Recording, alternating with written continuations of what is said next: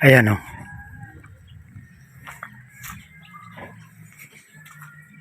Peggy! Naninibago si Peggy. Ayun lang ang problema.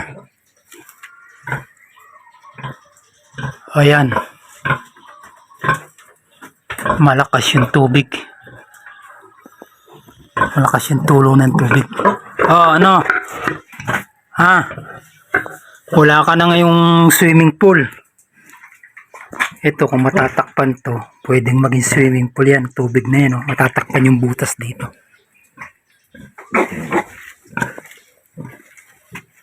Kung matatakpan to.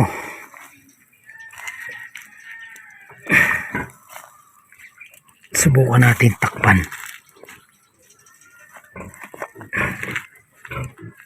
Yan. Para maipon yung tubig.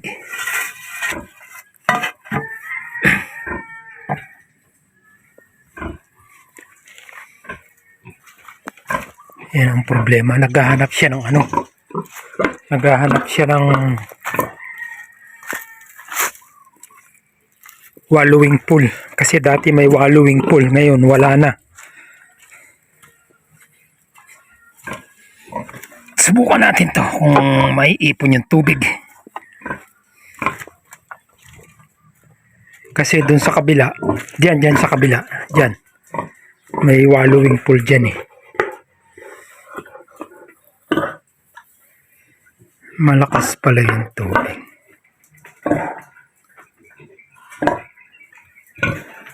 Dapat, bakit ano yan?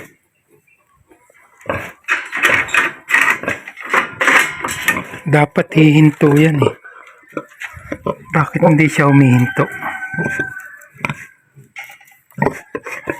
Diretso yung kanyang tubig. Muna.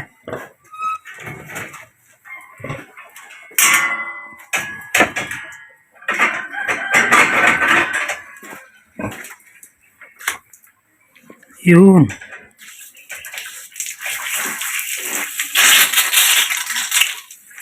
Ay, madumi.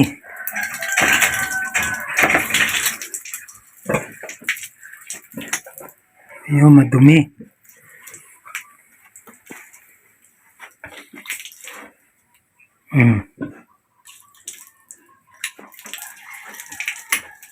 Oh, huminto na. Matagal kasing hindi nagamit yung anong yan eh. Yung nipple drinker na ito. Oh.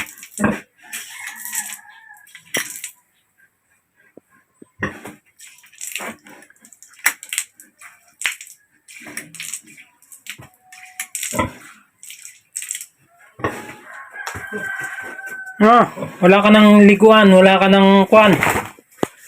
Wala ka ng wallowing pool.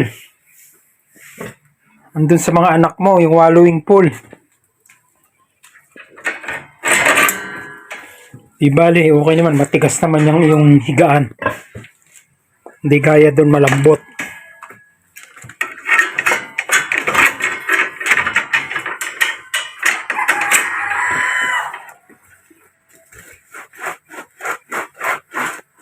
Ayan siya. Dito lang yan galing sa kabilang to. Ayan o. Ayan. Ayan yung kanyang mga anak. O. Naglalaro.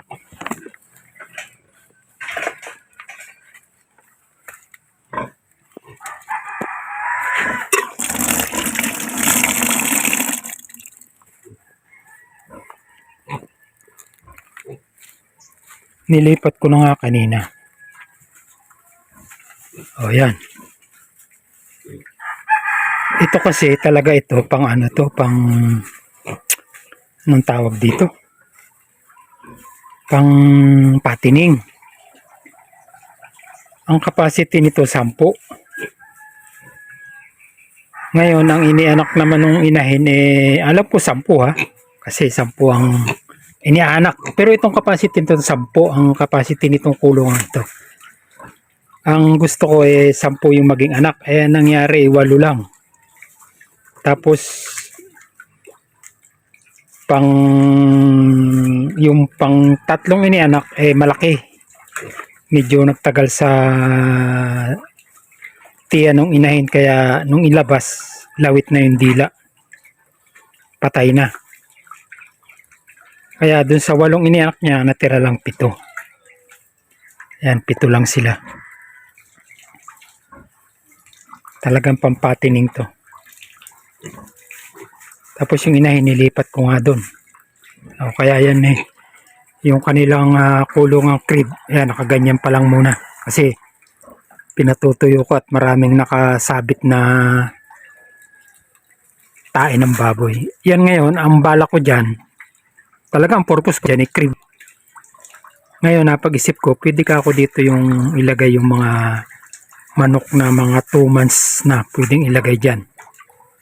O kaya yung mga 1 day, yung mga bagong panganak, pero babalutan mo ng babalutan mo ng net. Kasi yung pagitan ng butas niyan, 2 inches. Yung pinaka tawag dito. Tawag dyan sa yan, yung kwadradong yan. Mating yun.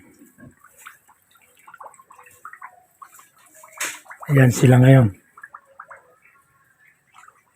Ewan ko kung naubos nila yung pagkain nila. Kasi kanina, nilagyan ko ng 1 kilo. Hindi nila naubos kanina dahil laro na ng laro. Naubos nila. Naubos na nila. Naubos din nila. Ayan malinis na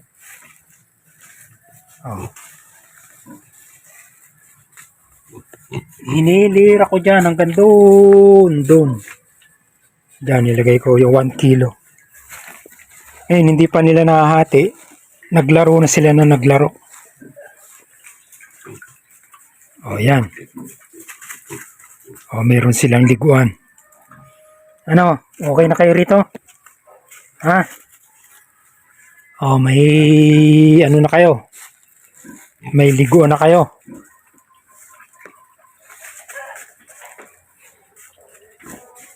Liguan na kayo. Ngayon, doon sa kinukuhanan ko ng feeds, may alaga din siyang baboy. Tamang-tama ng anak nung March 6. Tapos nanganak din ito yung baboy kong yung inahin doon sa kabila ng March 6. Kako yun na lang ang aking antabayanan. Kukuha ko ng 3, sabi niya.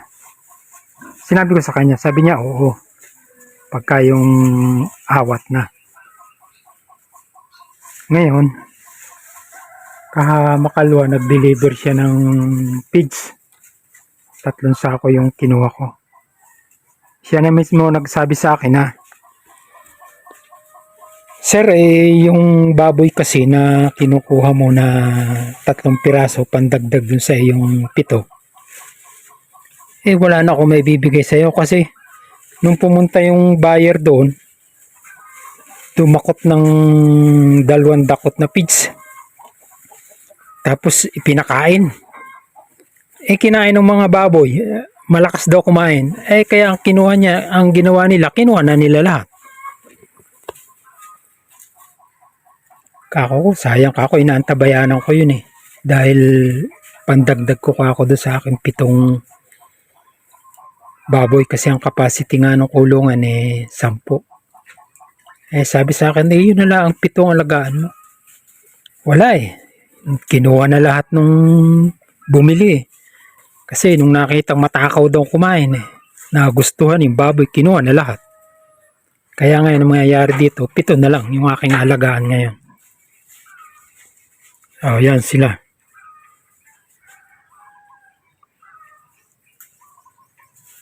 Bali 35 days silang nakaano dyan. Hindi, 2 weeks silang nakakulong dyan sa cribs na yan. Buhat nga nung inawat ko. Ngayon dito ako nakako kung saan inahin. Kasi parang naghahanap siya ng tubig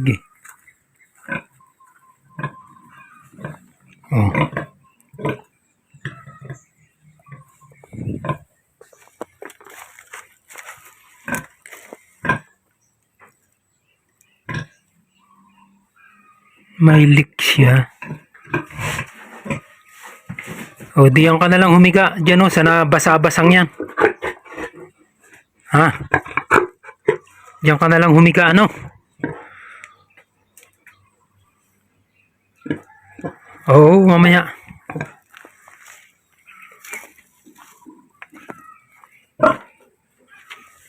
Ito eh. Mukhang natatrap naman yung tubig eh. Natatrap naman yung tubig sa loob. Kasi nga itong design ng kulungan ni Bayaw na ito, hindi yung gaya ng design na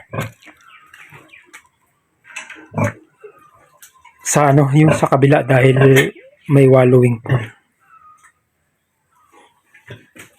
Hindi pa siya sanay uminom dun. Sa nilagay ko na ano yan. Nipple drinker.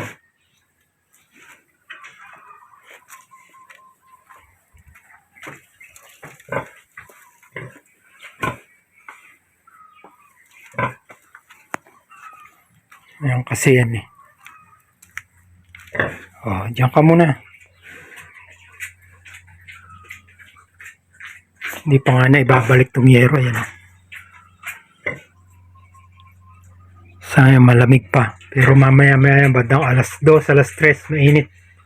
Buti na lang may mangga pa rito at saka yung ano ng sampalok. Yan o, puno ng sampalok.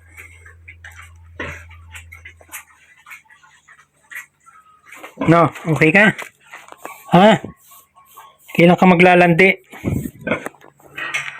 Ha, Mama Pig? Kailan ka maglalandi? Okay, yan na lang po ang update sa aking mga peggies. Share lang po, comment, subscribe, and hit the notification bell para updated kayo sa mga susunod pang videos ni Kapisit. Bye-bye!